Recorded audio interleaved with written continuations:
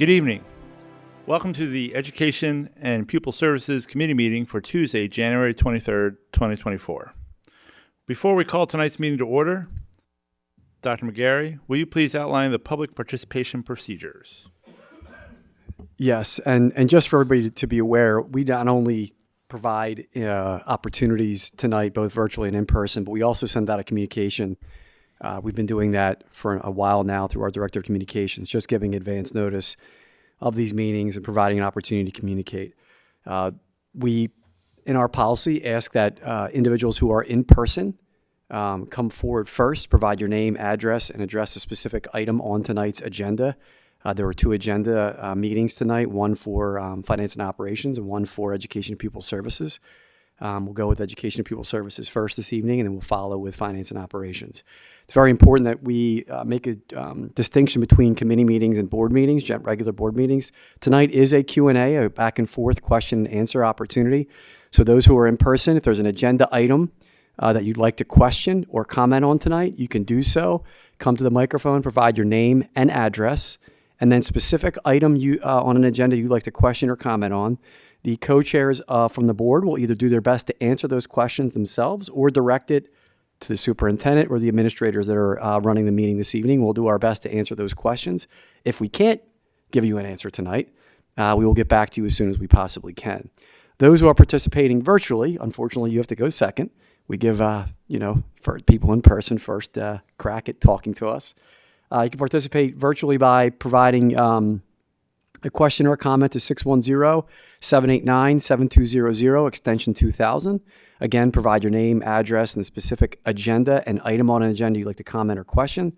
Or you could email it to committee questions, again, committeequestions@upperdarbysd.org. Same process, provide your name, address, and the specific report and agenda item you'd like to comment on or question. We would need those to come in prior to the conclusion of each meeting for them to be part of the record. If there's any need for me to update this during the night, I will certainly do so. Board President Fields. Thank you, Dr. McGarry. The meeting of the Education and Pupil Services Committee will please come to order.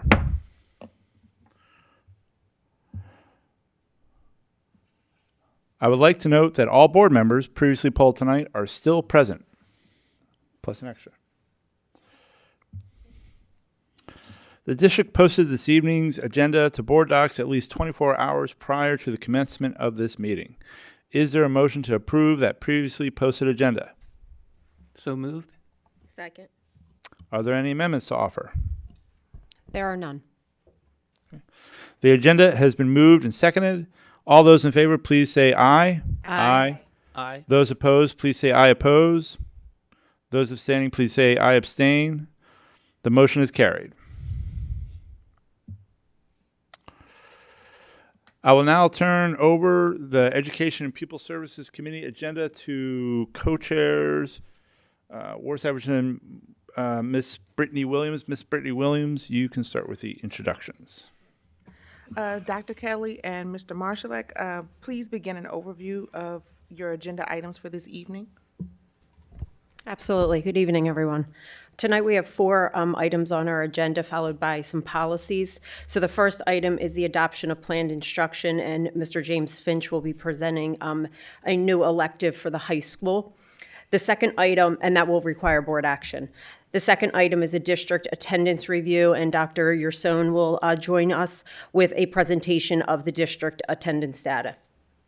The third item is a comprehensive equity plan presentation. Dr. John Council, Ms. Kamisha Simpson, and Mr. Christopher Lashley will present the 5-year comprehensive equity plan. That's an informational item. The fourth item is the 24-25 one-page district calendar, which will require board action, followed by policies. Would you like me to just get started for agenda item number 1? Yeah, you can roll right into it. Yep. So the first item is, like I said, an adoption of planned instruction. Mr. James Finch will present the high school mentoring elective. Mr. Finch? Hi. Thank you. Good evening, Upper Darby School Board, Board President Fields, Vice President Williams, and Co-Chairs Williams and Ward Savage. My name is James Finch, the District Supervisor of Counseling, and I appreciate the opportunity to address you today. I'm here to present a significant agenda item, a proposal for the creation of a mentoring program for the upcoming 24-25 school year. I want to start tonight with a look back on the journey that led us here. Now, there are several converging paths that have led to the content of this presentation and the creation of this course. One of these paths originates from the superintendent's meeting with senior students conducted over the past few years. During these sessions with Upper Darby High School students, there was a notable expression of interest in creating opportunities for mentoring and interacting with our elementary students, which would facilitate the fostering of a deeper connection between our seniors and the broader school community. Another point of convergence is our steadfast commitment as a school organization to involve and enhance leadership opportunities for our senior students. Now, when you combine this with the pressing national teacher shortage, I believe we are in a position through this program to provide needed support to our elementary schools while also providing leadership opportunities at the same time. Additionally, with the recent approval by the board for the establishment of the PA Future Focus courses, it also marks a pivotal development. These courses will provide education to all of our high school juniors on crucial post-secondary topics, including but not limited to the identification of self-interest, honing proper interviews and work skills, and fostering an increased awareness of financial literacy matters. These are all skills and topics that would greatly benefit students of any age. And I see a great potential in leveraging this newfound knowledge to facilitate our seniors in mentoring elementary students, which would create a positive and mutually beneficial impact within our school community. The goals of this field placement are to provide 12th grade students with hands-on experiences as classroom mentors in an elementary school setting. Another goal of this course is to connect theoretical knowledge in mentoring with practical application, providing high school seniors with a unique opportunity to directly engage in their school communities in a mentoring capacity. Participants in this program will acquire essential mentoring and career readiness skills and develop key competencies such as effective communication, classroom management, instructional support, and self-reflective practices. An equally important goal of this program is to serve as an additional bridge between our diverse community and the school district. For instance, this program could enable a student who recently participated in our English language learner program to act as a mentor for elementary students currently facing the challenges of acclimating to the American school system while learning a new language as well. Furthermore, this program would offer additional leadership opportunities and PDE-aligned work-based learning experiences for our students.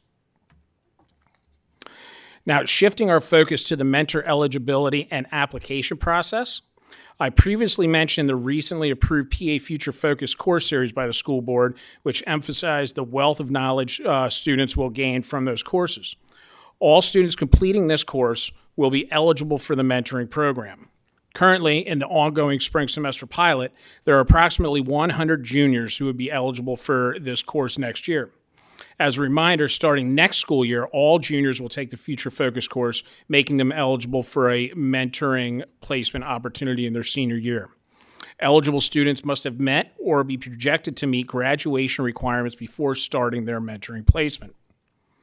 Now, transitioning to the application process, while all eligible students can apply, not all eligible students would be accepted. Applicants must demonstrate academic excellence, which we will measure by a minimum weighted GPA of 80% or higher. Additionally, a pattern of regular attendance is crucial, with no more than 10 absences from school in their junior year, including no more than 3 unexcused or truant days. Additionally, students would have no Tier 3 discipline infractions and must exhibit a genuine interest in mentoring our elementary students. To assess this genuine interest, the application includes an essay portion, where students will write about why they are interested in the program and outline related goals. This essay should also demonstrate a commitment to the program for its entire duration. As we place students in our elementary classrooms, we aim for their presence throughout the entire duration of their placement. Now let's go into the mentorship commitments and credits associated with this program. The mentoring assignment could be a full year, full day assignment, and that would be 8 credits. A student who chooses this commitment would report entirely to their assigned elementary school for the entire year. Of course, since these mentors are still high school students, they would still be eligible to participate in all school-related activities that their fellow seniors also participate in. Students will also have other options. They'll have the option to opt for a full year half-day placement in either the morning or afternoon, which would get them 4 credits. Another choice available is for a full day, just one semester placement, which would also be worth 4 credits. And then students may also choose a half-day semester placement, which would yield 2 credits. This flexibility really allows our seniors to tailor their mentorship experience according to their preferences and schedule.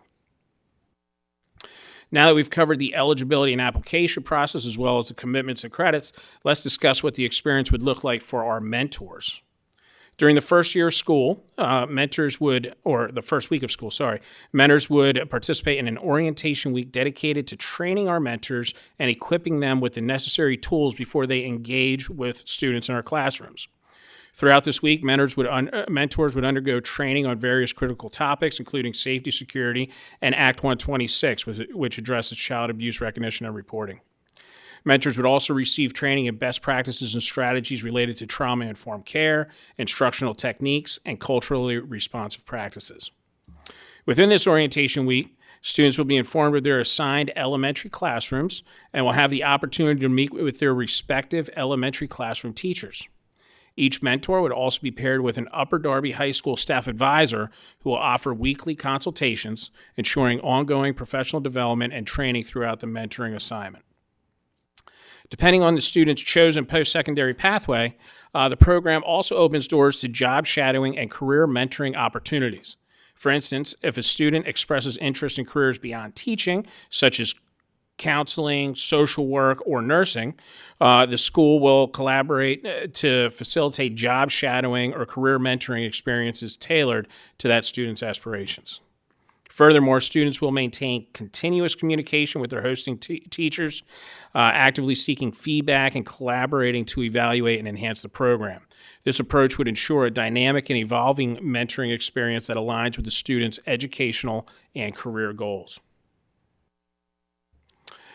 During mentorship sessions within the classroom, mentors will engage in daily collaboration with the classroom teacher to deliver essential mentoring support that would be tailored to the specific needs of the class. Now, there are many different ways that a mentor can support an elementary class. Some examples of that support could be small group instruction, the reading of social stories that are tied to PBS initiatives, supporting reading groups, and providing additional content area support. To talk about some considerations for this program, we're going to be sending out a survey to elementary staff to identify availability and characteristics that hosting teachers believe would best serve their classrooms as mentors. This survey would aim to ensure the best possible match between mentors and teachers. I'd also like to highlight a similar program that is currently running at the high school, which is known as Professional Field Experience Education, PFE for short. This course is tailored for students who have identified teaching as their post-secondary plan and focuses on topics beneficial to pre-service teachers. Now, PFE students are placed in hosting classrooms, but during the fall semester only. This proposed mentoring experience would allow the student to extend the field placement experience into the spring semester, allowing PFE students to act as classroom mentors and further their career exploration in that field. Now, with respect to the discussion we had a few slides ago regarding credits, the credits accumulated during the mentoring field placement will not count towards the maximum course credit earned of 28, which is in effect for students starting with the graduating class of 2026. Lastly, mentors will be required to obtain the necessary clearances before field placement. These clearances include child abuse history, state criminal records checks, and federal criminal history checks. And that concludes my presentation. Again, I greatly appreciate this opportunity to be here to discuss this potential opportunity, and I'll open it up for questions or comments from the board. Great presentation. I had 2 questions. The first one would be related to scalability. I know that we have a pilot of 100 students right now. Is the future success of the program, does it depend on how many students participate? If the interest is below a certain threshold, does it not make sense to have that program at all? And my other question has to do with continuity. Now, I'm glad to see that there are certain qualifiers for people to even be able to participate in that. You have to have certain attendance and certain disciplinary record, et cetera, et cetera. But sometimes life happens, and maybe some of these participants might not be eligible for that anymore. So how would that relate to the teachers who have to depend and plan on and have an expectation of this person might be available, or the students might get familiar with interacting with this particular individual, and then all of a sudden they're no longer able to participate? Has anyone gamed how that would situation would pan out? Mm-hmm. Yeah. So to go to the first point of scalability, I know I mentioned that there are currently 100 students in that PA Future Focus pilot this spring. Now, not all 100 of those students may be interested in a field placement course. Okay, so that when we have that course, the PA Future Focus, not those students, they'll learn about this field placement experience in that course and this opportunity, but it's up to the student to decide whether they want to go ahead and do that, pursue that in their senior year. So I don't see, all 100 of our pilot students this year going into that program, but if when we talk about that scalability, we have several, a lot of elementary schools, a lot of classrooms, and I think a large capacity to take mentors into those programs. I mentioned the survey that we're going to be sending out to determine, availability and interest from elementary teachers. That'll play a part in it. And then on to the topic that you were mentioning of, a student gets into a mentoring position and then, life happens and they can't continue.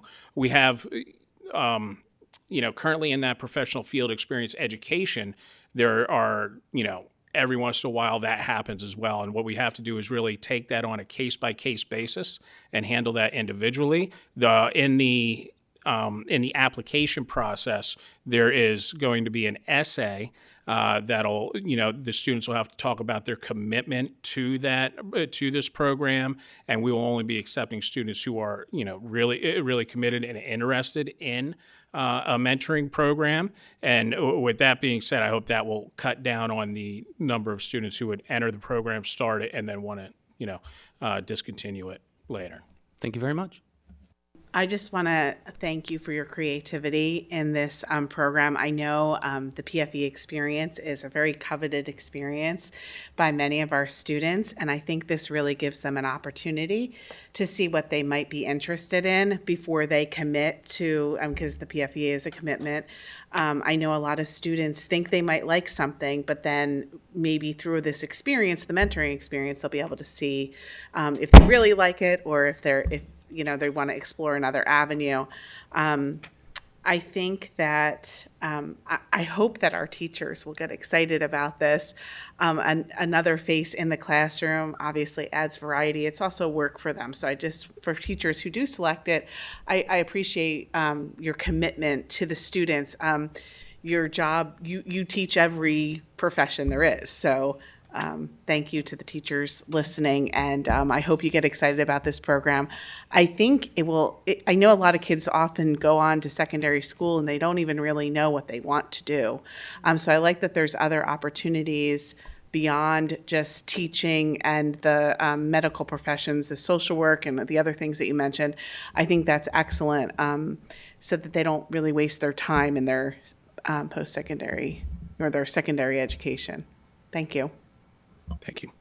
Thank you. I just want to echo Rachel's sentiments. We do a similar program like this for Head Start and Philadelphia, and the kids really love it. The teachers really love having those extra hands, and actually, it's good to watch the teachers engage with the high school students and actually teach them. One of our sites actually gained a bunch of students after they graduated. They're now at CCP taking classes part-time and also working at the center. So I'm really happy to see the program coming here at Upper Darby. Thank you for the presentation. I just have a question about the credits.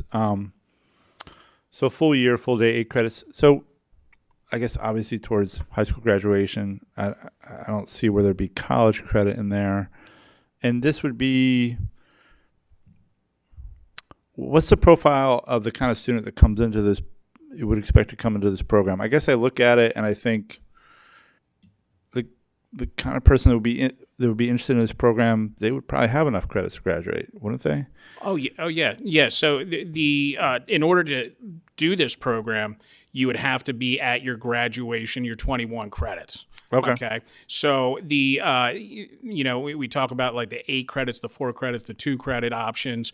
They would all count as elective credits, but not necessarily. They wouldn't necessarily be needed for graduation. Okay, and I mentioned that because there are programs like our Honor Society programs and everything that require a public service commitment, which we would like to have this be able to count for that. In order for like honor societies to have that public service count towards credit for the Honor Society, it cannot be a school credited course. So there may be some students who take this and forego the credit opportunity, the accumulation of that credits, because they want to use that as their honor society commitment. And I'm sorry, there was a second part of that question. Well, I think it's already kind of described. I didn't see anywhere where this counted towards like a teaching curriculum at the community college or at a college or something like that. Yeah, so. no, this wouldn't be going towards teaching, credits for teaching at the community college or anything. I remember you asked about the profile of the student that would be in here. So while these mentoring placements would be in elementary schools, the student that would want to do this doesn't necessarily have to have an interest in teaching or a school-based career. So I think that would be a really easy, way for students who are interested in a school-based career to get some experience. But we could have students who are looking to enter, law school, medical school, any type of, post-secondary plan that want to get the experience of working with people and being in a leadership role. They could take part in this program as well. I do have a question. It kind of goes back to the premise of the training that the students will receive, right? So I know they have the orientation week. What will it look like in terms of like supporting them? Because you talk about like small group leading certain things. They need that model. Will time be given to the teachers that they're working with to like facilitate that, and then they can replicate it in the classroom? Are you able to speak a little bit to that? I can speak on that. So I mentioned in here that our mentors will be assigned a Upper Darby High School staff advisor. There'll be weekly check-ins with and consultations with that staff advisor, where they'll be going over professional development, talking about very much so exactly what you just talked about, small group instruction, best practices for, dealing with, behavioral issues and everything. So there will be weekly check-ins with the Upper Darby High School class advisor to do that. They'll also be working daily with their hosting teacher as well. These students will be there during the whole school day. If they choose that option, or if they choose one of the half-day options, there will be time for them to meet with the hosting teacher and discuss, hey, this interaction happened in this small group that I was working with. I didn't quite know how to handle it. Any advice. And then also, if something, it doesn't line up, maybe their hosting teacher has to do an IEP meeting or something that day, and they can't meet during that time, they'll also have access to their Upper Darby High School advisor during the flex period in the high school schedule. So they could pop in with them and, this happened, this came up, I have this question. Because one thing with planning for things like this, and I mean, as all teachers know, you can go through years of training, and in the first month of your teaching experience, you come across a billion things that you didn't learn in teacher school. So we want to provide those opportunities for students to check in and just talk, have that flexibility to talk with those hosting teachers and the staff advisors on any topics that come up. Thank you. And I do have one other follow-up question. So will they be presented and paired with like master teachers as well, like teachers that are really like top in the field in the district? Will they be able to see that spectrum? Yeah. So, do you mean as the hosting teacher? Yes. Yeah. So, I mean, that's going to depend. We would obviously like to go with that, but that's going to be really depend on the survey that we do with teacher interest and availability. So, once we put out that survey, we'll get those responses, find out who those teachers are, how many there are, and then assign our students with that. Thank you. Thank you. To this board, thank you. James is in this position because over a year ago, to the new board members that are here, if you recall, we had some community members that would come out and there was concerns about how we were going to address running through safety and security in the school district, and we were holding student forums and meetings with kids. And so what came out of that work with the high school students is this idea of a mentorship program.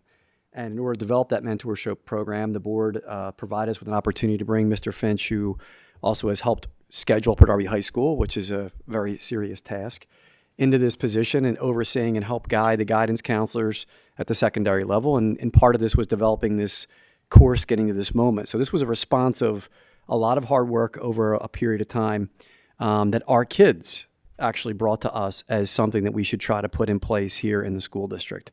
Just want to make sure that we're aware that it's been a lot of work, very seriously taken. The kids actually last year provided us with what they thought should be some of the requirements to get kids into this program. Just like anything else, these questions are important. There's going to be some trial and error as we work our way through this.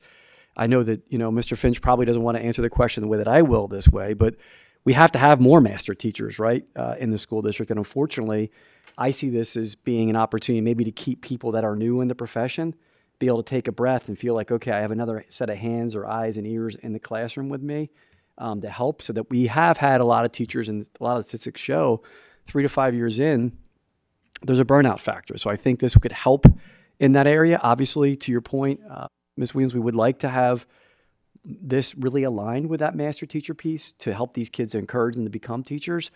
Right now, we don't have the luxury to have that high a number of people that have been here 15, 20 years, as much as maybe this profession once did. Our goal would be to get back to that. The other part of this, to Mr. Fields, President Fields, your question about the idea of the dual enrollment or teacher credit. We're running a couple things parallel and everywhere else with all of this. So there are kids who will also be getting dual enrolled and getting credits. This is more of an opportunity to find out if this is an interest of yours. If you even thought about being a guidance counselor, a school psychologist, a social worker.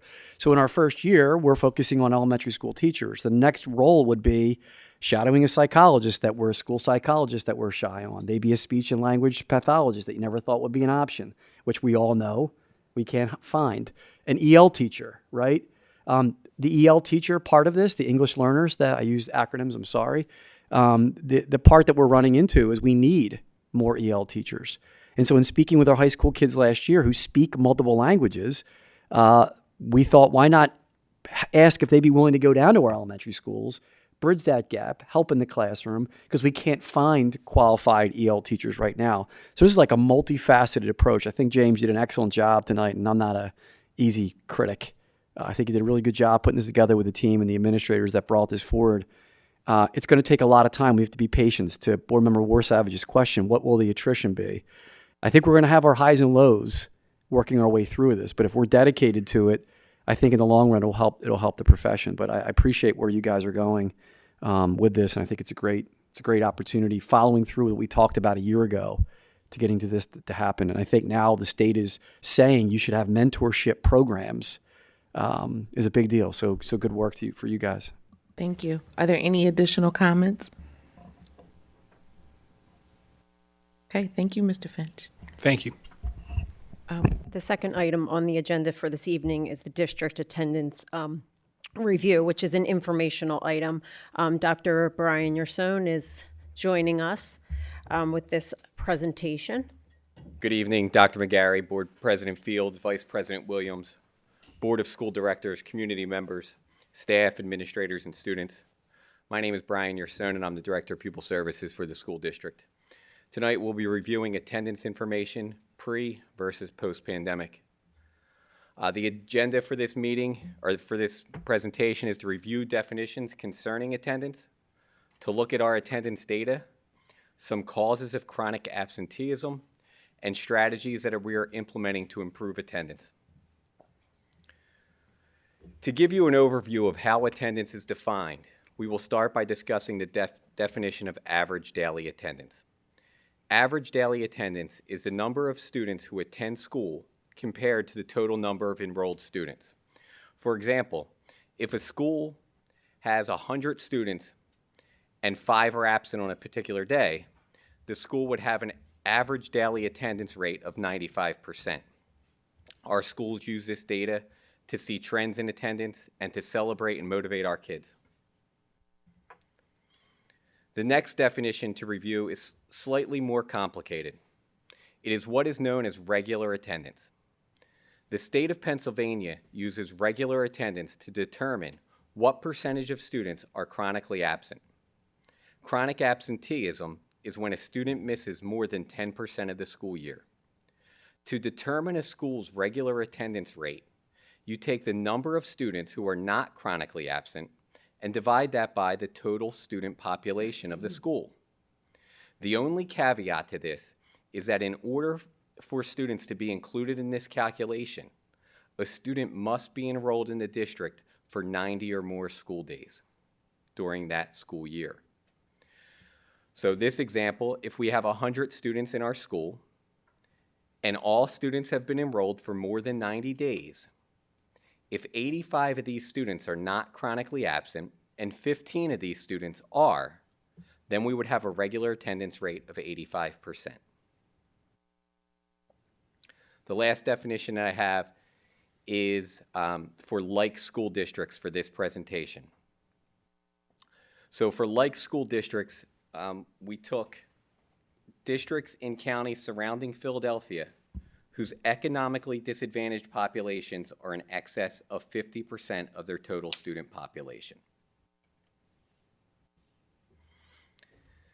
This slide shows the average daily attendance of our district as compared to the statewide average from the 18-19 school year, which is pre-pandemic, to the 21-22 school year post-pandemic. Please note that we used the 21-22 school year for this presentation because attendance data has lag time of 1 year as compared to the academic data that's collected at the state and national level. So you can see through this presentation that both the state and the school district decreased by 2% from 18-19 to 21-22 in their average daily attendance. This chart shows how we compare in terms of regular attendance to like school districts in our area, the state, and schools across the country. This data shows that we've consistently outperformed like school districts as a whole and compare similarly to the state and national averages. According to Ed Data Express, which provides public access to data collected by the United States Department of Education, 14.7 million students were chronically absent during the 21-22 school year. This is an increase of 6.5 million students, or 79% increase as compared to pre-pandemic levels. Chronic absenteeism is considered by many to be a national crisis. Our staff is working very hard to combat this. We will review some of what we are doing to improve student attendance later in the presentation. And if you look at the slide, you can see how we've fared against like districts, the state of Pennsylvania, and nationally. And you can see the ebbs and flows of those numbers. Dr. Stone, I don't want to interrupt you, but also for the members of this audience, reporting this data changed in 2017, 2018, when they made corrections to how we were reporting information in the Future Ready Index. So we came out of AYP, we came out of the School Performance Profile, there were a few years of the Future Ready Index, and then there was a decision to use attendance data, the 0 to 90 days, as a key requirement in evaluating schools that has become a hot button topic here in the state of Pennsylvania. So I do want people to know this is a recent change in using this data to evaluate schools. Absolutely. Thank you, Dr. McGarry. So this leads us to why. Why have we seen this increase in chronic absenteeism?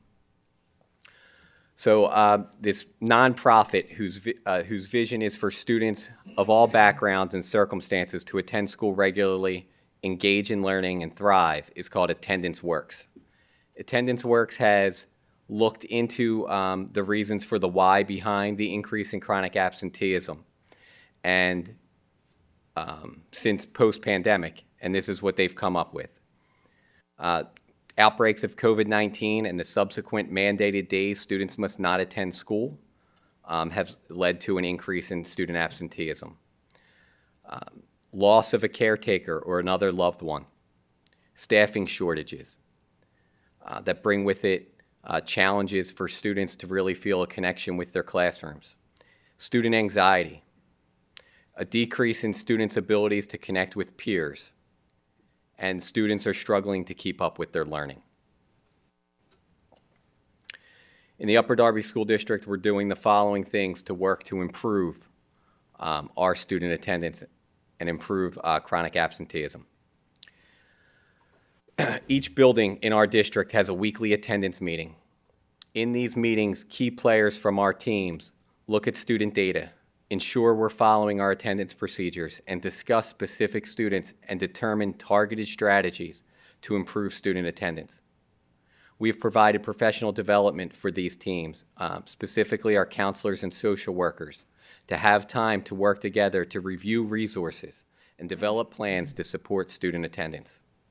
We work to engage our parents through student attendance improvement conferences.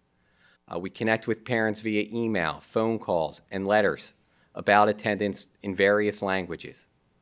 Our school teams, most notably our social workers, conduct many home visits to engage our families and to help our students improve their attendance. We made January Attendance Awareness Month. During this month, we've been sending home weekly messages about the importance of attendance and attendance statistics. We had a district-wide PBIS lesson that took place on January 3rd about the importance of attending schools. Each building has their own initiatives that are happening throughout the month to improve attendance. One principal got back to me and said that a parent had reached out to her saying that, my son had a doctor's appointment this morning. Typically, I would have let him stay home the rest of the day. But because I've been receiving these messages and hearing about how important attendance is, I decided to bring him into school. And so that principal reached out to me to let me know that what we're doing is having an impact, and it is encouraging our families to have their children engage with us and come to school more regularly. Additionally, the school board and the team has provided additional resources to support our students' mental health. Every building now has a school counselor and social worker. At the middle school level, we have converted most of our lead teacher positions into student support specialists. These are master's level school counselors who provide an additional layer of support for our students. We've increased the number of school counselors at the high school. We've continued with our partnership with the Child Guidance Resource Center to provide one-on-one, small group counseling, and conflict resolution supports to our students during the school day. We currently have a social worker whose job is solely to focus on supporting our students who are experiencing housing instability or who are in the foster care system. We have a partnership with Lakeside Neurologic that provides professional development for our staff on brain-based strategies to support students who have experienced trauma or a myriad of other concerns such as hyperactivity or emotional dysregulation. We provide social-emotional learning and positive behavior intervention support lessons to our students K through 12. We also have a student assistance program that provides opportunities for students who may need mental health or drug and alcohol supports outside of the school setting. Lastly, we provide academic supports such as after-school and evening tutoring, homework helplines, math and reading support, after-school homework clubs, software programs, and we offer 3 different learning location options for our students. Included here in this slide, we have different references and resources that we can look to, that you could read up more, or there's a couple podcasts in there that have information pertaining to chronic absenteeism, potential causes, and supports that can be implemented. Can now take any questions. I'm going to jump in. That one podcast is really good that you shared. Yeah. Yes, Board President Brown or Fields and I went back and forth. Sorry, he was here tonight. We went back and forth and discussed that. It's a really good podcast, really good information. Yeah, the key great. part of that podcast is COVID had an impact on everybody, adults and children, and there was just a comfort of wanting to stay home and getting back to work and getting back to school. If you listen to that podcast, just became comfortable not to do it any longer, and that's a key part. And the real grassroots effort out of that podcast that schools are all trying to do is home visits, which a lot of our parents, if you're listening tonight, I know it's frustrating, but we are doing a lot of home visits trying to encourage grassroots effort to get kids to come back into school, and that's one of the key recommendations in that podcast. Yep. And those are not truancy visits. Those are home visits, encouraging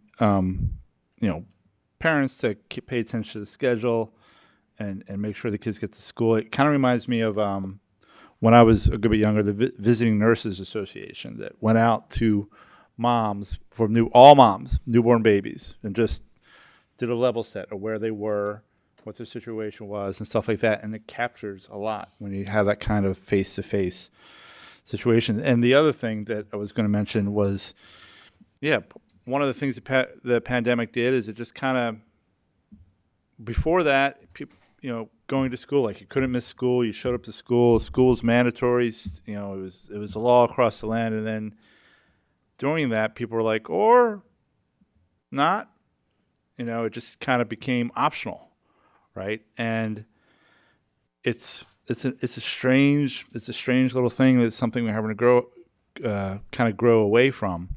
I'd like to bring our attention to slide 7. If on the presentation we could turn that, that's great. So all throughout this, comparable districts, Upper Darby has done better than. We've been on par with the state.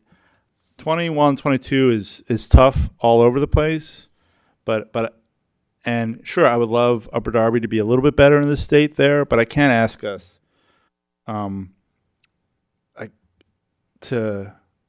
given the situation, given the kind of nationwide trend that it is, to do a whole lot better than what we're doing. Obviously, there's room to do better, but we're on par with the state. We're better than our peers. We're better than the national trends. There's not a whole lot more that I can ask of that, right? Obviously, we want to see that up back to high 80s, 90s, and stuff like that. But in the short term, I'm very happy with the work that we're doing and the fact that we're trending better than most other places. So I think that's something. And anybody, when people say like, "Hey, kids aren't there," you're not chasing after attendance, and we are doing that, and these numbers show that, because we're doing better than our peers and nationally, and we're on par with the state. So I really appreciate the work that everybody's put into that. This is a national problem. It is kind of coming out of the pandemic, and it's just something that we have to move in the other direction with. And the pandemic was a novel situation, and so our solutions are going to have to be novel. We're going to have to figure out new ways to encourage people to come in and get their kids in and stuff like that. So it's going to be tricky, and it's going to require work and creativity and communication, and it's going to be slow moving. But I think we're moving in the right direction. Those are my comments. Thank you. First, I just want to say thank you for all your work on this. I appreciated getting all the emails about Attendance Awareness Month. I do have a question for you. So I was reading an article, I guess a month or 2 months ago, about where are the missing students. So that was a state article. And so if a student drops out and essentially they're missing from the system, and for whatever reason, they could just be out on the street, they could be homeless, they could be attending a private school. And so I don't know if Pennsylvania is one of those states that don't require us to track the student if they're essentially missing. Maybe you can answer that question for me. Sure. And so does Upper Darby track that student? Do we do an accounting of that student? I wanted to know if our district did that. So if you can answer that question for me. So we have an attendance procedure that we need to follow. So for example, if every year we have children who are on our rolls but who aren't showing up to our classes. And so we have a 3-day letter that we'll send to the family if it's 3 consecutive absences, a 6-day letter that we'll send to the family. You got it. Sorry. We have letters that we send to the family, 3-day letter, a 6-day letter. We have student attendance improvement plans and conferences that we'll try to set up. But it's a 10-day process that we're supposed to go through for every student who misses 10 consecutive days to try to figure out where they are. We have access to the Pennsylvania Information Management System where we can look up students to see if they've enrolled in another public school in Pennsylvania. We will continue to look. We will send people out to the home to try to verify. We will use a program called Clear to see if they still live at that address, or try to connect with the landlord if they're renting, or to see who owns the home and try to connect with those folks to see if they're still living in our district. What hurts us sometimes in the high school is sometimes students are disengaged from school in terms of attendance, but they still live in the district. They still are compulsory school age, and they just don't want to come to school anymore. We're trying to support and bring those kids in. With all of our kids, a lot of this is about trying to support them and to get them, to encourage them to come to school, or to offer one of our different learning modalities to see if that's a better fit. If the child's missing school due to anxiety, maybe going synchronous or asynchronous may be better for them. Eventually, if we find that the child doesn't live in the district and they aren't attending school, and we followed and we worked with we put CYS or DHS to try to make sure that we dot every I and cross every T, we can get to a point where if we know they don't live here and they're not attending, that we can disenroll them from our roles. Just to add, there's 2 other factors. There are runaway students at a certain age because the age of students has changed. The compulsory age has changed to 18. It used to be 17. So at 17, kids could sign them out. There's a signing out of school, dropping out on their own. There's a component of compulsory age that is a part of that. Also, what's important that Dr. Yerson is talking about is graduation cohort. So a few years ago, the state of Pennsylvania, as a requirement for high schools, when you start your freshman year, you essentially enter a cohort. If we don't locate these students, they're considered a high school dropout and go negatively against the school district in a 4-year and a 5-year cohort. So if you can imagine up at RB, there's 1,000 students that start each year, and keeping track of that over 4 years and over 5 years. And we're talking about 400 to 500 kids in and out of the district every single year. And we're not just talking about going across to a neighboring school district. We're talking about kids leaving the country in April and May and not letting us know that they leave the country in April and May, and then trying to re-register back in the district without following our other AR and process, our withdrawal that lets us know where they're going, why they're going there. So there's a lot of steps, and Mr. Marshallak has put in standing operating procedures for attendance that's reviewed, and the schools know about it. But again, it's a relationship with the families that we have, changing their address, updating information. But there are hundreds and hundreds. I think our social workers are overwhelmed by the amount of effort they're going out there to try to bring students in. But you're correct. There are state and local requirements that we have. One that you might not even know of.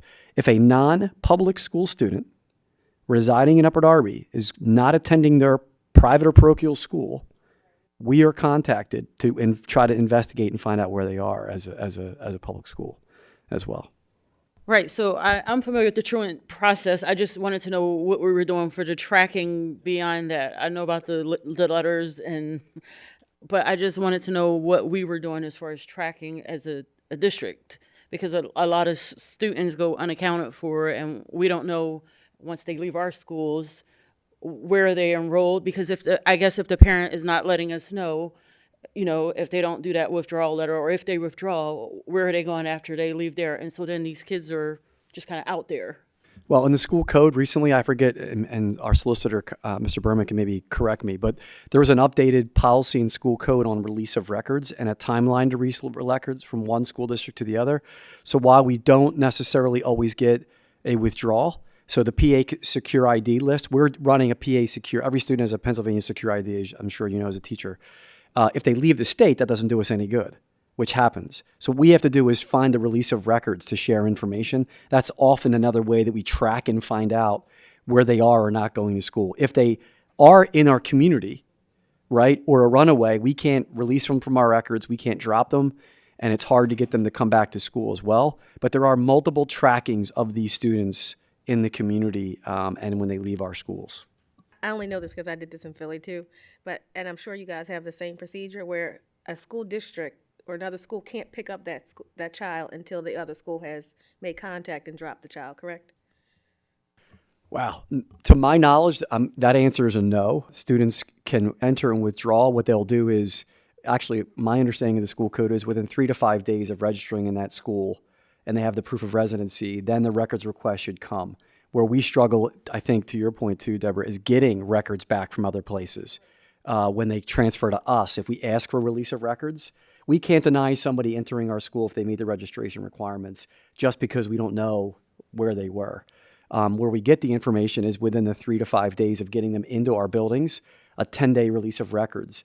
It's very rare that we get the records in 10 days. So we have students that might be sitting in our classrooms that have an IEP or might be special education, and those records haven't come over in a timely fashion. But we cannot deny somebody entry to our schools, from my knowledge, that way here in the schools. Yeah, This we is- definitely. It's have moving the a little kids bit come off in. topic, but it affects absenteeism rates, and so that's what I was just looking at all this data, and No, your question's an excellent so, question. Anyway, thank you for your presentation. I just had a clarifying question. With this particular report and presentation and the data that was pulled, was excused or unexcused absences delineated? And within that data, if such data exists, did they break it out by absenteeism due to XYZ reason or truancy due to XYZ reason? And for members of the public who aren't aware of how we do handle truancy or absenteeism, is there a difference between people, how we treat people based on how it is they're missing class? Are we equitable, or making sure that we're equitable and looking into why they're missing classes, where the absenteeism is? Is it a truancy issue? Does it need to escalate per protocol, or whatever that mumbo jumbo is? If you could explain that a That's little a bit. lot of questions there, Board Director War Savage. I'll try to hit them all. So your first question was about excused versus unexcused absences. In terms of regular attendance and average daily attendance, the reason doesn't matter. So this is focused on and the reason it doesn't matter in terms of regular attendance is that children who miss more than 10% of school have negative outcomes. That's what the data suggests. The data says that regardless of the reason, if your child misses more than 10% of the school year, they fall behind their peers academically in math and reading and writing and socially. So that's where this comes from. And it doesn't matter if they're getting notes for it or if you're not. In terms of how we manage excused absences versus non-excused absences, we have processes that we followed for truancy. And non-excused absence for anyone younger than 18 would be considered a truant day. So at 3 days of truancy, a letter is mailed home. A student attendance improvement conference is had. At three excused absences, none of those things take place. We're communicating, the parents letting us know that this is the reason why the child is absent, and families, according to policy, have up to 10 days that they can excuse as long as it's one of the approved reasons for missing school. And then beyond 10 days of approved absences, the family have to fill out an AR under policy 204. I believe it's AR1. And that just is trying to get a principal to approve an additional day of an excused absence, and the family would provide whatever the reason is. Because typically if we don't get that, then anything after 10 days becomes an unexcused or truant day. for a child under 18. Thank you very much. I miss anything? There was a lot in there. Nah, you're good. Okay. Okay. I just would like to say, Dr. Yerson, that as a parent, I do appreciate the January monthly, the emails that are coming through to remind parents of like the days missed, try to encourage you to get to school. Also, when it comes just the ease, you just spoke about it, like when it comes to reporting an absence, you can email, you can simply call the school and just let them know why the child is being missing that particular day. And then, of course, the supports that Child Guidance is linking with is also a great thing to support the social emotional aspect of coming to school every day and bonding with your peers. So thank you. Great. Are there any additional comments? If I can just add one key part to Mr. Field's point, and I want to be very clear and honest about this. And Dr. Yerson did a lot of hard work putting this together. It's not easy working for me in this organization, but I do want to be clear to everybody. We have to be better than this, and we could talk about COVID, and COVID is a concern. There's no question about it. The data, because there's a 1-year lag.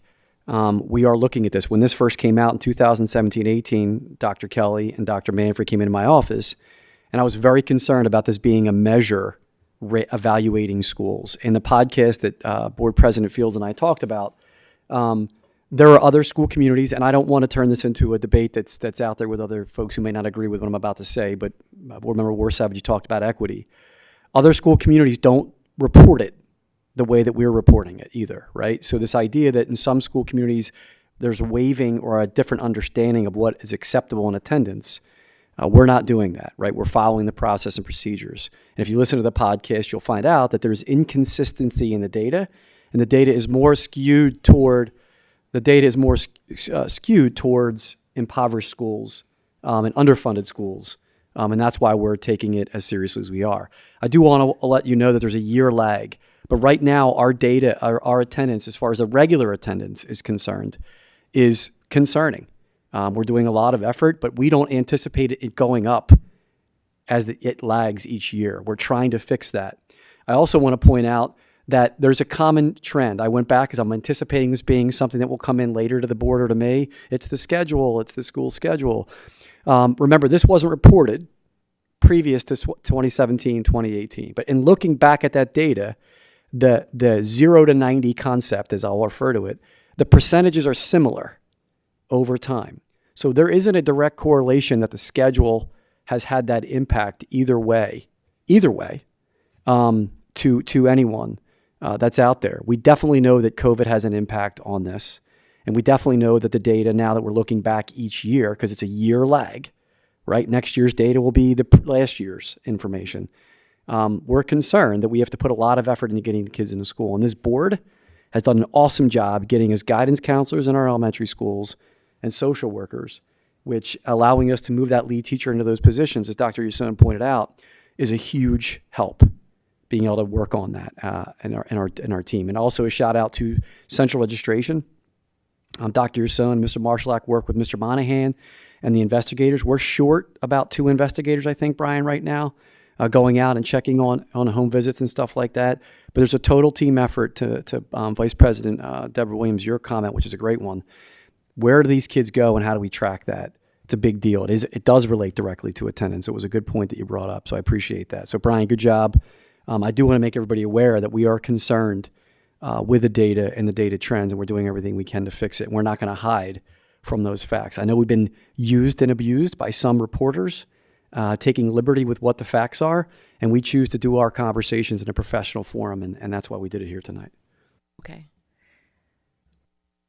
The third item on the agenda for this evening is the comprehensive equity plan, which is an informational item. Dr. John Council, Miss Kamisha Simpson, and Mr. Christopher Lashley are joining me this evening for this presentation. I'm going to turn it over to Dr. Council. As they take their seat, good evening, everyone. Members, President Fields, Vice President Williams, Dr. McGarry, members of the community. Again, I say good evening. This evening, in fact, as Dr. Kelly mentioned, Ms. Simpson, Mr. Lashley, and I will present the district's updated 5-year comprehensive equity plan. Now, the updated equity plan focuses on our commitment to provide opportunities to all learners in their pursuit of excellence. The district's new equity plan builds on the current processes already in place and includes new strategies to ensure that we are promoting student achievement and ensuring the district meets the demands of our diverse community. Great. I appreciate the opportunity, taking this an opportunity to acknowledge and thank the equity leadership team for their dedicated work in creating a new equity plan. It's obvious to me, and I hope to you, that their efforts contribute significantly to the overall well-being of our district. Again, I want to thank each member, including Sasha Gallagher, who joined us this evening, and Erica Vera as well, who's joining us this evening. But thank you to all the members for their commitment to this work. Our mission statement, equity commitment, and mantra, as listed on the slide, are our guiding principles that define who we are as a district. As we continue throughout the planning process, we continue to go back. We're drawn back to the why. What is our why, collectively and individually? The understanding was that we needed to create spaces of dignity and collectively understand that we are united against hate. This is not optional. The message has been sent clear from our superintendent through our administrators and teachers. This is not optional. It's non-negotiable. Thank you so much to Curriculum Instruction for that word. We just wanted to be clear that we stand together against hate. As part of the review and updating process, the activities that, again, are listed up on the screen were completed and have informed our equity plan. A completion of the Mid-Atlantic Equity Consortium, what came out of that was an equitable school audit tool, also known as the MAC. It's aligned with the Pennsylvania Department of Education's Equity Pillars of Practice. Team training and often office hours were also offered to building equity team members and building administrators to discuss ways to embed equitable practices across academics, behavior, and social emotional competencies. We also conducted a number of environmental scans of randomly selected school buildings to obtain a snapshot view of the climate and culture related to creating these spaces of belonging and dignity. Monthly meetings were conducted with equity leadership teams to complete tools, interviews, and obtain feedback for professional learning, current structures, and ways that we could improve. We also conducted a number of student interviews to inform the plan, and a district-wide survey was completed as well by families to obtain their input on the current climate and culture of the district. The action areas, the objectives, and action steps that make up the new plan are aligned to the Pennsylvania Department of Education Equitable Practices Hub. I spoke about that a little earlier. I mentioned it earlier. These are research-based. They're best practices as it relates to equity. Dr. Holland Sims, in fact, she was our consultant. She helped to create this these practices. I'm sorry, this hub, these practices. While she worked at PDE. We also pulled in research from the Leadership for Equity Assessment and Development, that's known as the LEAD tool, that helped to inform our first equity plan as well. As we move forward with this LEAD tool, that will provide our teams the opportunity to examine practices and policies through the lens of research-based practices and bring families and other stakeholders together to be a part of our conversation. So throughout the planning process, we focused on 6 questions. One of the questions was, how can we consider global equitable practices in our specific context and what we do every day? We also looked at our role. What is the role? More specifically, what is your role as the board, as an administrator, as a teacher, as a secretary, a bus driver, in shaping the educational community towards greater equity? Another question we focused on was, how might our specific data, the data that we deal with every day, how might that data drive our equity efforts within our community? We also looked at the role beyond the school in driving equity efforts. What does equity look like within our community? How might we teach practice and enforce educational equity. And the final question we were really focused in on is, does our system of discipline reflect equity among all student subgroups? So again, as part of the equity pillars, these were the questions that we continued to focus on as we developed or updated the plan. Key elements within the updated plan are delineated through action areas. We have objectives in place and action steps as well. These action areas really represent the big idea.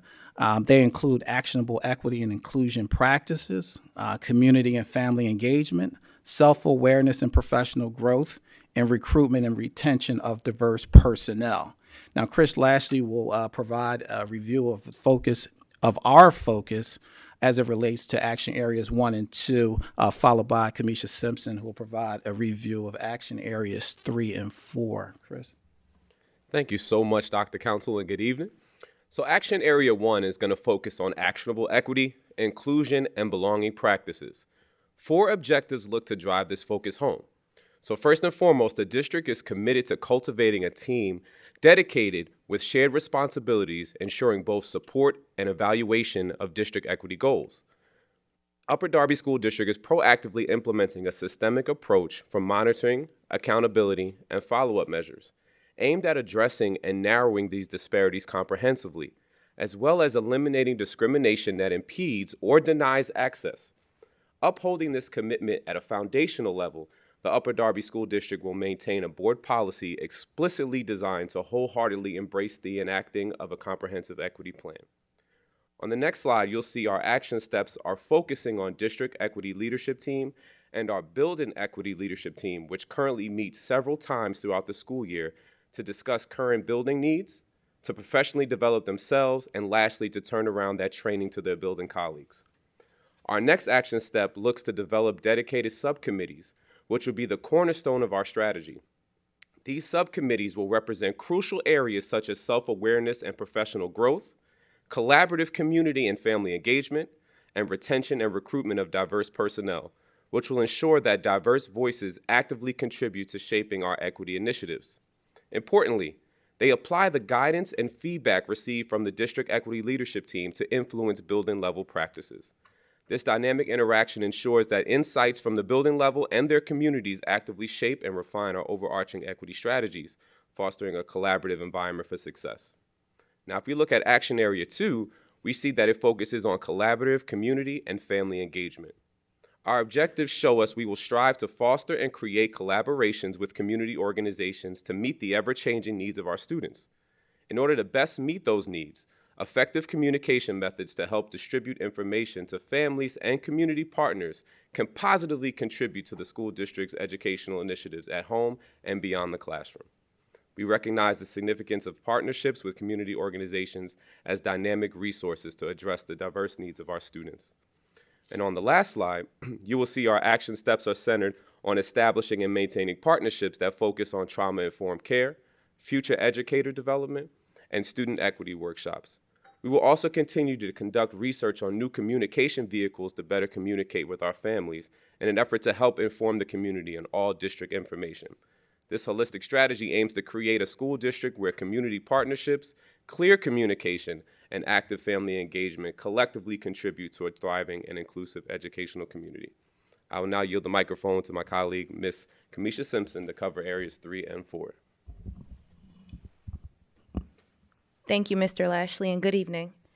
Action Area 3 of the district's comprehensive equity plan focuses on engaging in self-awareness and professional growth. We look forward to continuing our efforts to incorporate equity-focused strategies within our professional development offerings for administrators, teachers, and all personnel across the district. As detailed on the next slide, our professional development opportunities are embedded into our building and district-wide plans. As previously noted, we are aligning all opportunities for professional growth to PDE's culturally relevant sustaining education, CRSE, competencies.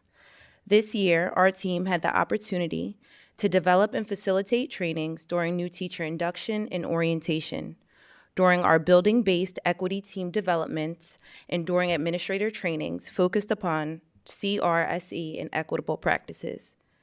We are looking forward to utilizing input from developing subcommittees of staff, students, and community partners to strengthen our efforts to enhance development centered around equity, inclusion, and belongingness. As Mr. Lashley discussed, these subcommittees will focus on professional growth, community engagement, retention, and recruitment. We anticipate utilizing the insights and contributions from subcommittees as we strive to create environments representative of all members of our organization and where all feel included, respected, and valued. Action Area 4 is focused upon the retention and recruitment of diverse personnel. We are committed to prioritizing efforts of actively hiring, retaining, and advancing diverse personnel with a dedication to developing understandings and skills centered around equity. We are striving to develop a sustainable pipeline of recruitment. The next slide highlights our collaborative partnerships within higher education institutions locally throughout the state and surrounding areas. We are strengthening our abilities to attract personnel from diverse backgrounds through expanding our pathways of employment opportunities. We are actively aiming to create a dynamic and inclusive workforce that reflects the rich perspectives and experiences within our community. We are cultivating a community where equity is enriching the experiences of everyone involved. Our collective efforts today will continue to build the foundation for a district where all individuals have the opportunity to thrive. Great. Thank you so much, Kamisha and Chris. I think needless to say, our pursuit to excellence as it relates to equity is a major undertaking. It's encouraging, however, and inspiring to know that we've established leaders within each of our buildings who have committed themselves to identifying specific building-based training needs and facilitating those trainings with their colleagues. The names of the building leaders are listed here on the screen. And we just want to say thank you to all those. And I just want you to see that this is a big team effort, And we just want to say thank you. And we want everybody to know all the names of the people, the names that's listed. We want them to know that they are appreciated. Just as important, these leaders, they have identified themselves as adults in the building who are unified against hate. You will also be encouraged to know, members of the board, members of the community, you'll be encouraged to know that there are many students that are sharing the same message, that they are unified against hate. So the students have a quick message that they want to share with the members of the board and community members. Upper Darby High School is unified against hate. NHS is unified against hate. DECA is unified against hate. The Spanish Honor Society is unified against hate. Sending Sunshine is unified against hate. Mock Trial is unified against hate. The Royal Crest is unified against hate. Stay Woke is unified against hate. Upper Darby Basketball is unified against hate. Horticulture is unified against hate. Marine Biology is unified against hate. Black Student Union is unified against hate. The Open Mic Club is unified against hate. Money Club is unified against hate. FHP is unified against hate. The Asian Student Association is unified against hate. Union Drama Club is unified against hate. Royal Educators are unified against hate. Best Buddies is unified against hate. French Honor Society is unified against hate. Rho Kappa is unified against hate. Gaming Club is unified against hate. GSA is unified against hate. Reading Olympics is unified against hate. Guitar Club is unified against hate. Swim and Dive is unified against hate. The International Thespian Society and Stage Crew are unified against hate. Hope for Hearts is unified against hate. Beauty Update and the Acorn are unified against hate. Ceramics Club is unified against hate. Crochet Club is unified against hate. Photo Club is unified against hate. We are unified against hate.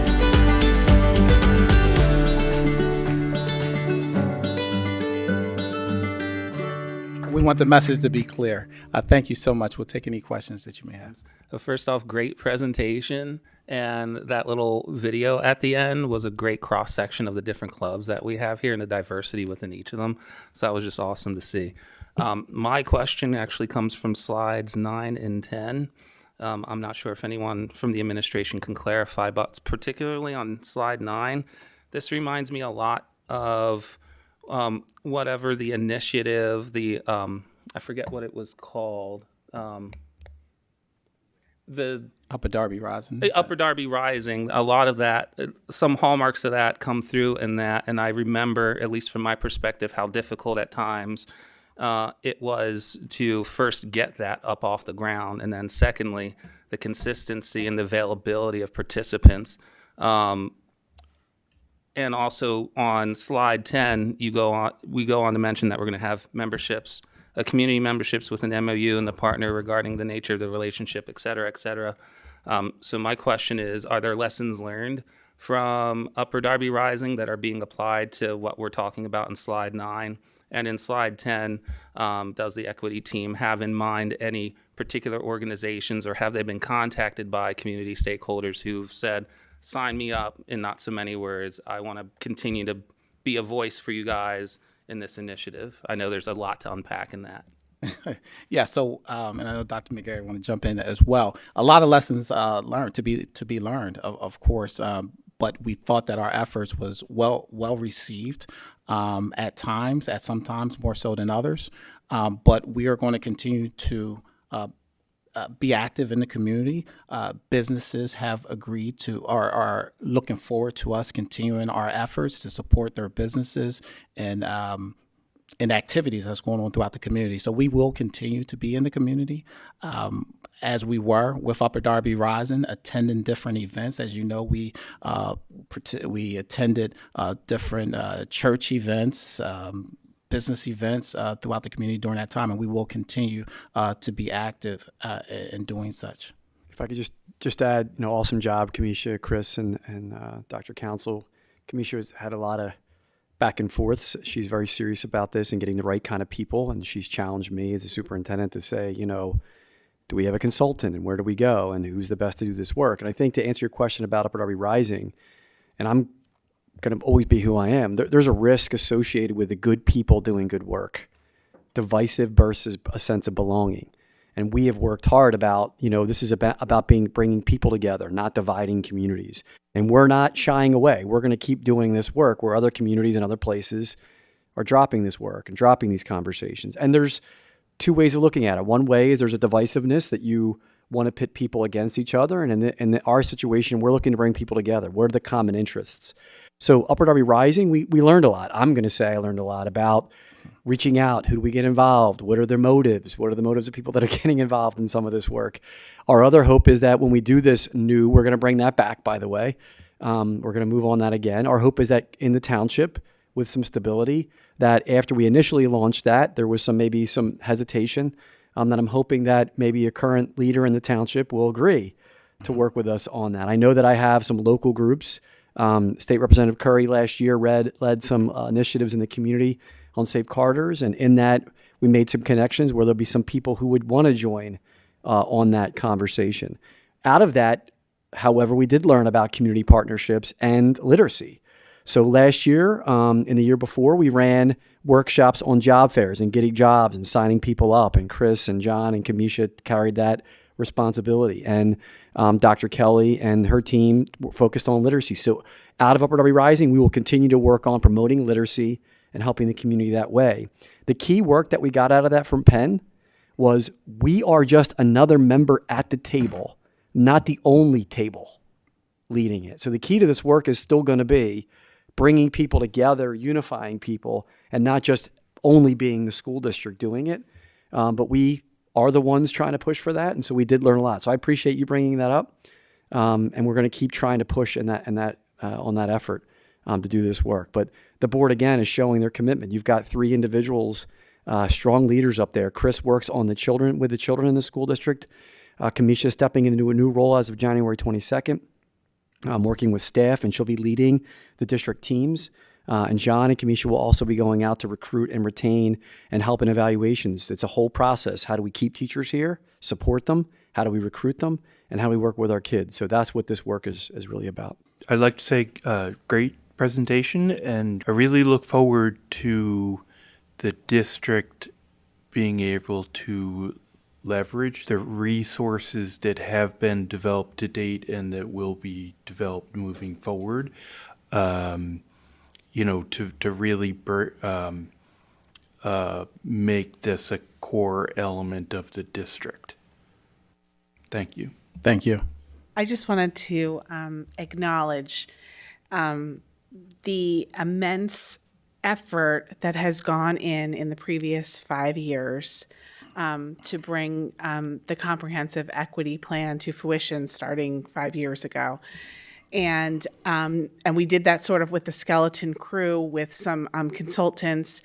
And personally, and I know some other board members were also able to witness some of the work that has gone into the previous 5 years. These are not just words on a paper. And the board, I can speak for myself, but I'm sure the board would agree. This is extremely important work. And all of this feeds into what we're going to see in all the other areas of our school community with increasing literacy and increasing student achievement and increasing attendance rates. This is critical work. And for the teachers who did participate in all of the things that have been going on, you're our ambassadors out in the actual school community, in your individual schools. And I'm so excited that we have sort of more of a focus now with staffing, and that we can really take this to the next level. And I can't wait to watch 2024 to 2029. Wow. Yeah. Thank you. Yeah, thank you so much, Board Member Mitchell. Thank you so much. I do want to just reiterate that this is a big team effort. We have teachers, professionals, paraprofessionals at each school that's carrying out this work. That is a point of pride for our district. It's something that's being replicated in other districts as best practices to sustain an initiative.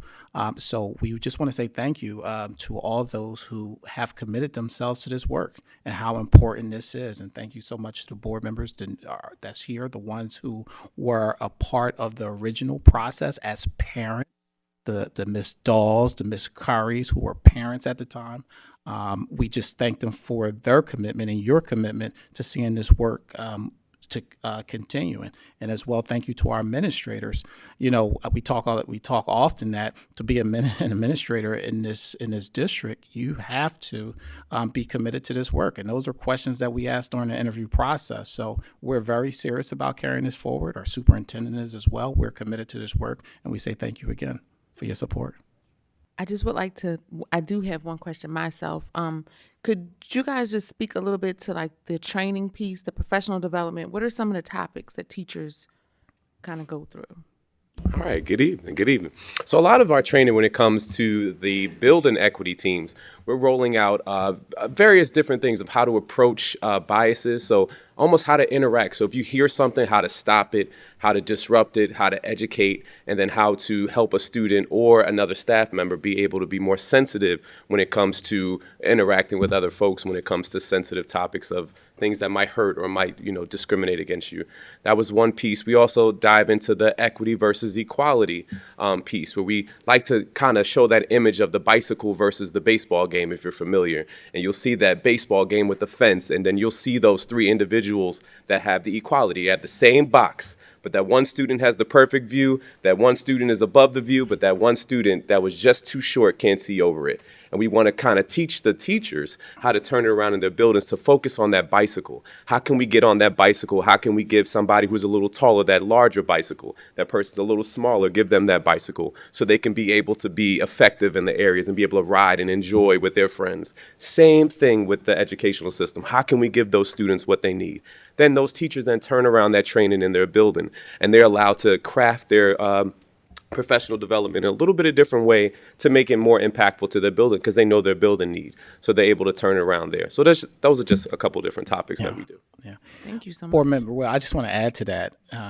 We've had a chance to get around to the different schools and talk to the different teams, the administrators, principal, assistant principal, and the teams at the schools to talk about the different trainings, what's working, what's not working, what's needed as we develop this plan.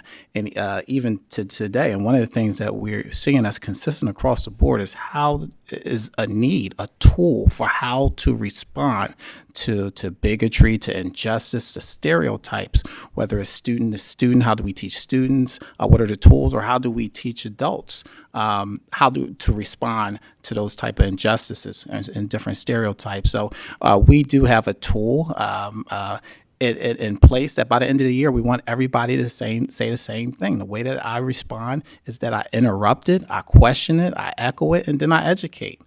So we want them to walk away with tools, and that's a big part of the training that's taking place right now. Awesome, thank you. And I have one additional question. When it comes to the retention piece, what does that look like? When it comes to retention of teachers. So we talk about recruitment and retention. Yes. So what does retention look like for the district? Sure. So our retention rates pretty much over the last couple of years fluctuated between maybe like 10 and 12% in terms of professional employees, turnover of professional employees. We've generally have sat in years past maybe around 6% or 7%, if that's what you're referring to. I'm sorry. I'm more looking at the initiatives. Like, what are the retention initiatives that the district is doing? Oh, I'm sorry. I thought you meant staff initiative. I'm sorry. We're ever growing, right? So 5 years ago, we had some initiatives in place. We were able to keep some. Obviously, we talked about the structure in our buildings to support our professional development. So we were able to keep that. We delved deeper into some other areas. Our new initiative of diversifying our staff by hiring current students. That's a new initiative. So, we've been able to make some changes throughout the year. So in terms of a percent, we've gotten rid of some. We've been able to move forward and grow in other areas. I think you're so excited by what's going on. So I think if I can, how are we keeping, what efforts are we making to keep people if they're kind of wavering? Yeah, well, we do so much recruitment, right? So we're recruiting these candidates. How are we ensuring that we keep them once they're here? So hold on, wait, you got a chance. Okay, all right. So let me tell you how this happens. This is what I'm going to imitate right now, right? So this is what happens. There'll be a white paper in my office, and now Dan's taking over. And John will walk up, it'll be like 4 o'clock in the afternoon, he'll have a white paper in his hand. And he'll pretend like he's playing tennis and walk around my office. And that means there's a problem because we may have somebody who's resigning or leaving the school district. And then, one of the things, if you work for me, you hate to hear is how can we just be finding out about this now? Sure. One of the things you don't want to hear from me if you walk into my office, right? Because there's an expectation that on the front end, we're trying to find out what those issues are and those relationships are. So we do have an exit interview process. We have, and I think this is important that we always tell it like it is, because I'm seeing some audience members here that I met in different venues who have called us out on past things, and rightfully so. We are imperfect. Mm-hmm. We have some staff who get it and some staff who don't. We're still working on that. We have some parents who get it. We have some parents who don't.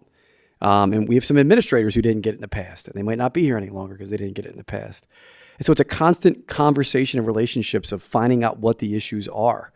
The hardest thing about this, to answer your question, if you ask somebody, what does support look like for you? And I've done this over and over and over again, I have to be honest. It's very hard for someone to tell you what that looks like or what it is often. And sometimes it might not be because I'm like a very concrete, I want to know what it is, I want to fix it. Sometimes it's just being heard or venting to somebody or processing through that. So what we have in place are opportunities to go to somebody. We have a complaint process, although that sounds negative, but we have a process to go to people, talk to people. We have retention opportunities. We do everything we can to build that relationship with our teachers union. Most recently, we are opening up a Q&A on a monthly basis for and challenge us on these things, going around to coffee meetings and telling us where we're falling short. This is a huge step, having this team carrying this work as a major district initiative. We have one of the few in Delaware County, this position this way, I think is another part of that. But it's been a hit or miss, being able to retain people and do it well. I don't want to ever sugarcoat things in the public with the board, making it sound like we're perfect with this. Sure. We have retention bonuses, contracts, all those things I'm sure you're aware of, but I don't think you're asking that. You're asking, when it comes down to it, somebody staying or going in the district, what is the reason? And there have been conflicts with other staff members or a staff member who feels like a parent was misspoken to. Who do I go to? How do I get heard? That those things have happened, and we continue to process and grow through how to be better at those things. But they've happened here. They've happened. Kids have felt a certain way. Parents have felt a certain way. Administrators have felt a certain way. I think the most important thing is to get to people, listen to people, and get them where they are. But I have yet to really get a concrete example of what do you need and how can I give that to you? And that's something we have to work on. What does support look like is a part that I feel I personally have to work on too. Just real quick, I bet since this year was really one of the first years that we were able to fully implement the assistant principals, that portion of their job, their connections, their relationships with staff, likely will help with our retention as time goes on through this equity process. If Dr. Haig were here, which Board Member Williams is your job, she'd kick me, tell me I'm talking so much. So I just want to say this. We have a lot of work to do to help kids be most effective in the classrooms. Part of the fear, and I hope this doesn't hurt anybody's feelings as a teacher, part of the issue becomes the more support you add that way, the more it looks like kids don't remain in the classroom. So the assistant principals are great, but their job is to help kids remain in the classroom and access the education in the classroom, which is what we're trying to do. It's not more discipline, more out there, and they are providing that professional development doing. I know that's not part of what you're saying, but I want to be clear that part of what the hard part for assistant principals right now is it's more of that's somebody you can take on some disciplinary work. And we're trying to move away from that and restoring kids to the classroom. That is what the primary goal in this work is with the assistant principals. I'm sure, though, that they're developing relationships with the staff, an additional person. That's what I was talking about, who's working. Well, I would hope that eventually we would get there to help with the recruitment and retention of staff. And the fourth agenda item for this evening is the 24-25 district one-page calendar. So tonight I will present an adjusted draft to the one-page 24-25 school district calendar. The revisions have been based on feedback over the past few weeks.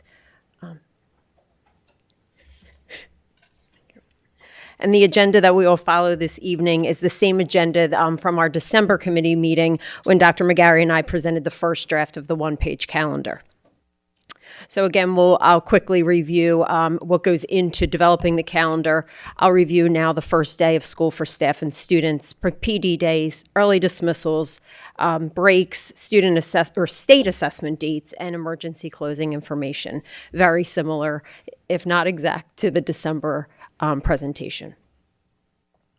So again, when we're developing the calendar, just to refresh your memory, we do follow the school with what days need to be open, which is under the Basic Education Circular, which is the BEC. We also look at what Act 80 is and the number of days and hours that can be counted as instructional time and what may not be counted as instructional time. And then that last piece that was just approved during almost exactly at the same time as our last presentation was House Bill 1507. Which is now Act 56, which talks about allowing for differentiation between the number of days and the hours. It now moves to an or, so the days or hours. The calendar that's presented tonight adheres to both 180 days and the total number of instructional hours of 990 and 900 at both the secondary and elementary levels.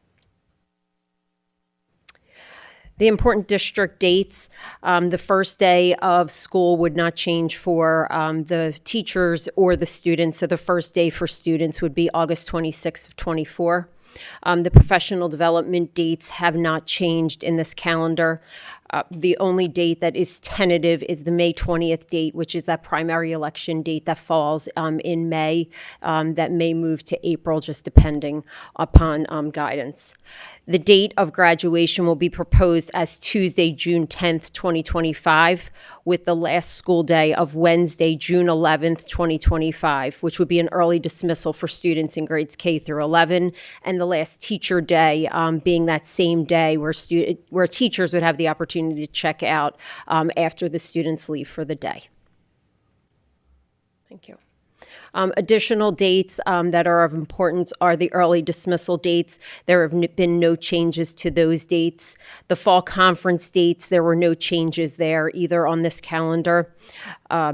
Thanksgiving break, as indicated on this calendar, we would have that early dismissal on Wednesday, November 27th, but beginning on the 28th, resuming on the 2nd, did not change. The one change on this calendar would be that winter break would begin on December 23rd of 2024, and then school would resume on January 2nd of 2025. Spring break, there were no changes to spring break.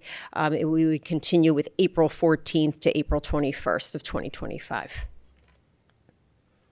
State assessment dates, also, there were no changes, of course, to the state assessment dates. These are given to us and provided by PDE, which we would have to adhere to administer the Keystones and the PSSA for our students in grades 3 through 12 throughout the school district.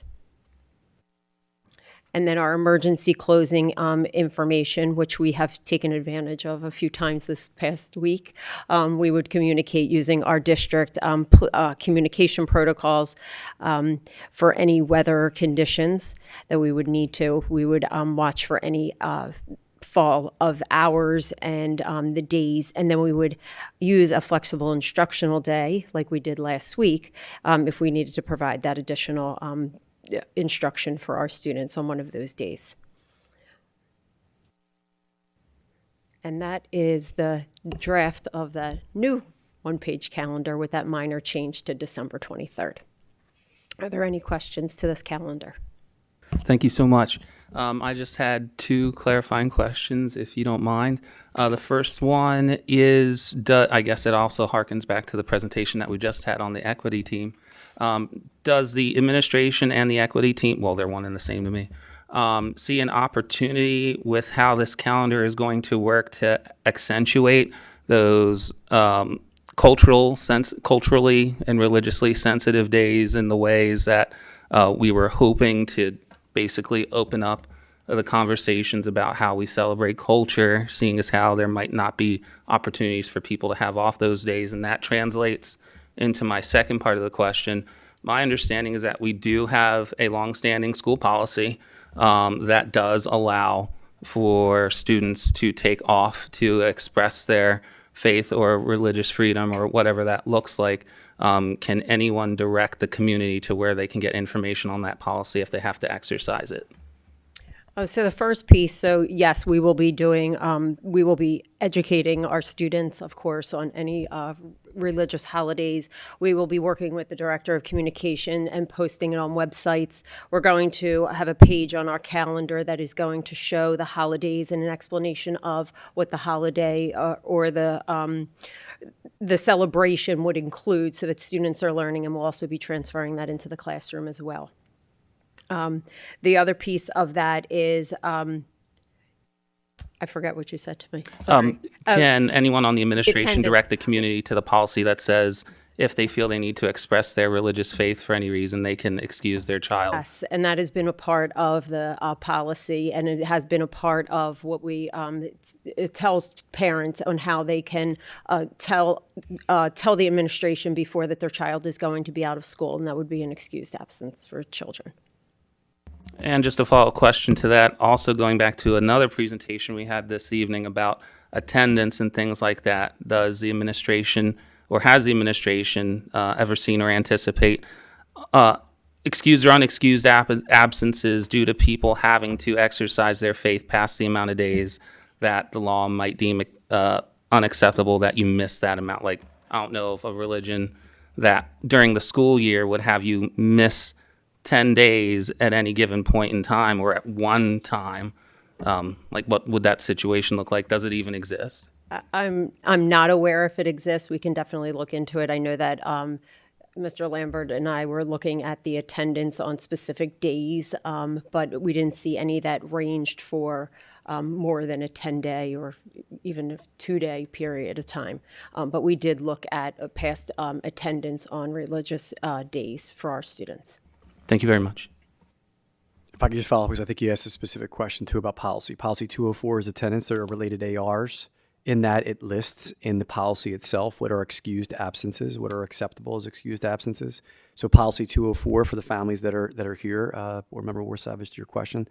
The other question that it related to that, we also have many opportunities for flexible instruction and opportunities for kids to make up their schoolwork, to work with families. But we have not had 10 consecutive days for a religious reason. If there are other things that would go into effect, it could trigger a move toward medical homebound instruction or other processes and procedures that come into play when attendance does come into what you're questioning, I think, at that point. But we have not experienced that. If anything should come up, we'll revisit it and come back and look at the calendar. With the development of this calendar, I'm a little bit, I guess, disappointed that our equity team didn't have a larger. We didn't hear how our equity team contributed to the development of the calendar. And I will also state my opinion that I expressed when the calendar was first presented last month, in that I believe ideally we would, the district, using input from the community and the strength of our equity team, would develop criteria for how we go about deciding to recognize a religious or other cultural observance as a district holiday. If not that, then perhaps the community, and using community input and the strength of our equity team, we could hear some recommendations on which religious and culturally sensitive days we might recognize with district holidays. Thank you very much. I just want to say that I appreciate John and Christine. This was taken to the faculty. We reviewed this. We reviewed this with the teachers union. It goes to the instruction and curriculum, a representation from the school district. There's been a process. I had a conversation with the union president, Ms. Fox, today. So I appreciate the effort and the amount of time that did go into processing this, and we can always improve. But I do appreciate that you guys put a lot of time and effort into that. The last item on the agenda are policies, which would require board action. There are 3 policies this evening: Policy 103, Policy 104, and Policy 819. Mr. Desnoyers, do you have anything to add to those policies? Yes, thank you, I do. Just a moment. So there are changes to 3 policies for consideration during this meeting. There have been no changes since the January 9th board meeting. As a reminder, these changes will need to be moved forward by the board at this meeting and approved at a subsequent board meeting in order to take effect. The policies and the updates are Policy 103, Discrimination, Title IX, Sexual Harassment Affecting Students; Policy 104, Discrimination, Title IX, Sexual Harassment Affecting Staff. For both of these policies, Director Desnoyers, could you the same update for both of these policies? The same updates are being made. The title of the district's Title IX officer is changing from Supervisor of Human Resources to Supervisor of Recruitment, Retention, and Culture.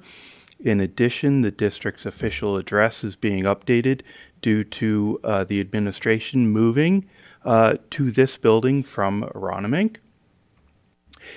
And Policy 819, Suicide Awareness, Prevention, and Response. This policy is being updated based on recommendations from PSBA. A number of updates are being made to address the correlation between threat assessment teams and crisis response intervention teams when addressing suicide prevention response. The policy was also updated to reflect current terminology and resources. So a full description of changes can be found in the summary of policy changes attached to this agenda item in board docs. Thank you. Are there any questions at this time? I don't believe there are any online questions either. I don't have any online questions. Do you have any online questions? And there's nobody We do not have any. in person who wants to have a comment or question? No.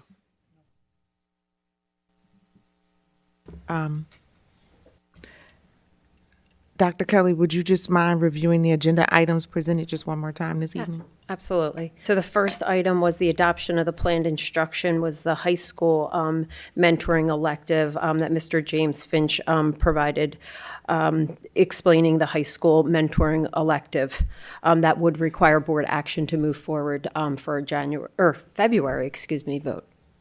So typically at this time, I know we have newer board members. We would see if that's an item that we are okay with moving forward to the next meeting. Yes. Yes. Yes. Yes. Yes. Yes. Thank you. Okay, thank you.